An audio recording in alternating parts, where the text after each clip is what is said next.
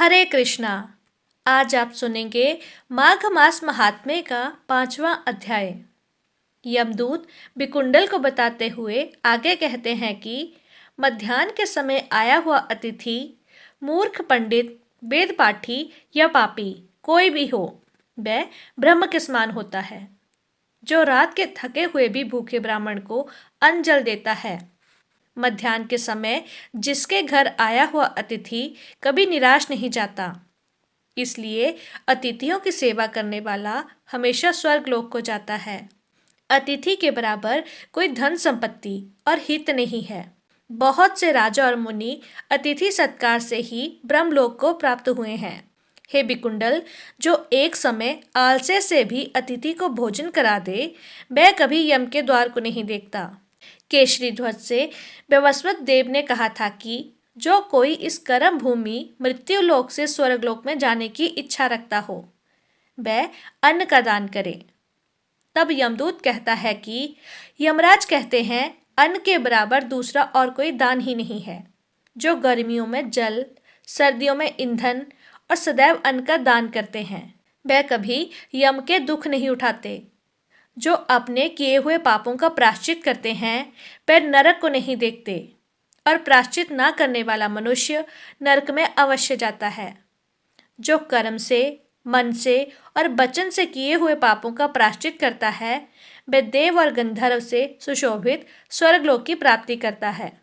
जो नित्य ही व्रत, तप, तीर्थ करते हैं और जितेंद्रिय हैं, वह भयंकर यम को नहीं देखते, ना ही अकाल मृत्यु का शिकार होते हैं। नित्य धर्म करने वाला दूसरों का अन्न, भोजन और दान त्याग दे। नित्य स्नान करने से बड़े बड़े पापों का नाश होकर वह यम को नहीं देखते। बिना स्नान के पवित्रता कैसे हो सकती है? जो मनुष्य पर्व के समय चलते हुए जल में अर्थात बहते हुए जल में स्नान करते हैं, वे कभी बुरी योनि को नहीं प्राप्त करते और ना ही नरक में जाते हैं। माघ मास में प्रातःकाल स्नान करने वाले मनुष्य को नियम पूर्वक तिल पात्र और तिल कमल का दान करना चाहिए। यमदूत आगे कहते हैं कि हे बिकुंडल, पृथ्वी, सोना, गाय आदि परम दान करने वाला स्वर्ग से नहीं लौटता। बुद्धिमान पुण्यतिथियों, व्यतिपात, संक्रांति आदि के दिन थोड़ा सा विदान करके बुरी गति को प्राप्त नहीं होता। सत्यवादी, मौन रहने वाला, मीठा बोलने वाला, क्षमाशील, नीतिवान, किसी की निंदा ना करने वाला, सब प्राणियों पर दया करने वाला, पराये धन को तृण के समान समझने वाला मनुष्य कभी नरक नहीं भोगता। यमदूत कहने लगे कि हे बिकुंडल, एक बार भी गंगा जी में स्नान करने से मनुष्य सब पापों से छूटकर अत्यंत शुद्ध हो जाता है। जो मनुष्य गंगा जी को दूसरे तीर्थों के समान समझता है, वह अवश्य नरक में जाता है। भगवान के चरणों से उत्पन्न हुई गंगा जी के पवित्र जल को श्री शिव जी अपने मस्तक पर धारण करते हैं।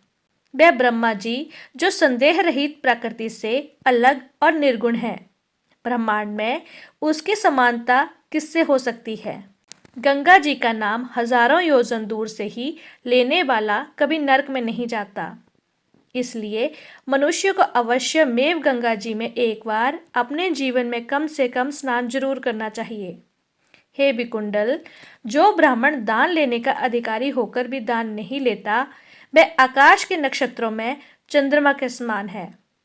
जो कीचड़ से गौओं को निकालता है, जो रोगी की रक्षा करता है या जो गौशाला में मरता है, वह आकाश में तारा बन जाता है।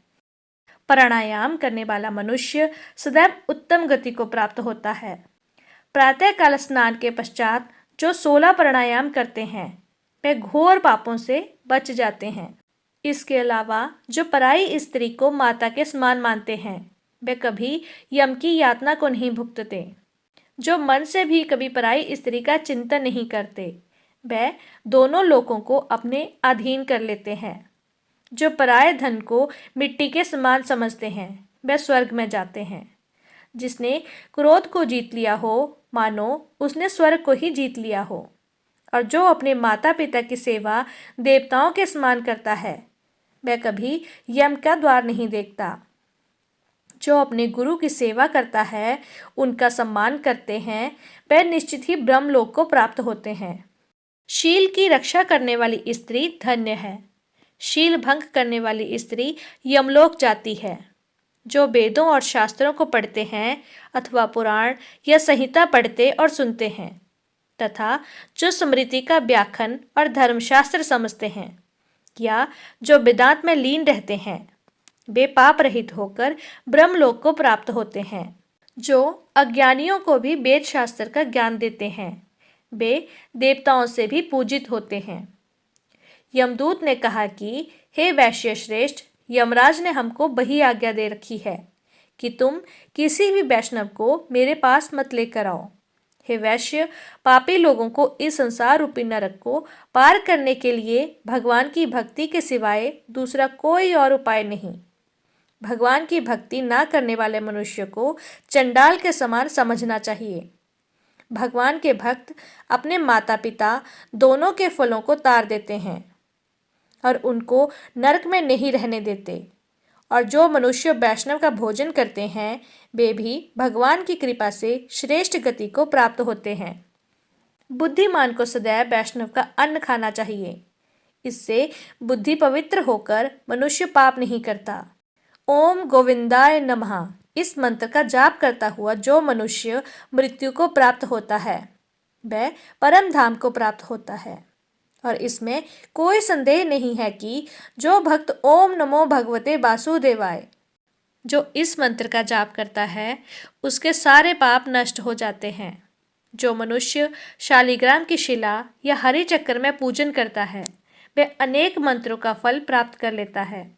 जो फल देवताओं को निर्गुण ब्रह्मा की उपासना से मिलता है, वही फल मनुष्य को भगवान शालिग्राम का पूजन करने से यमलोक नहीं देखने देता।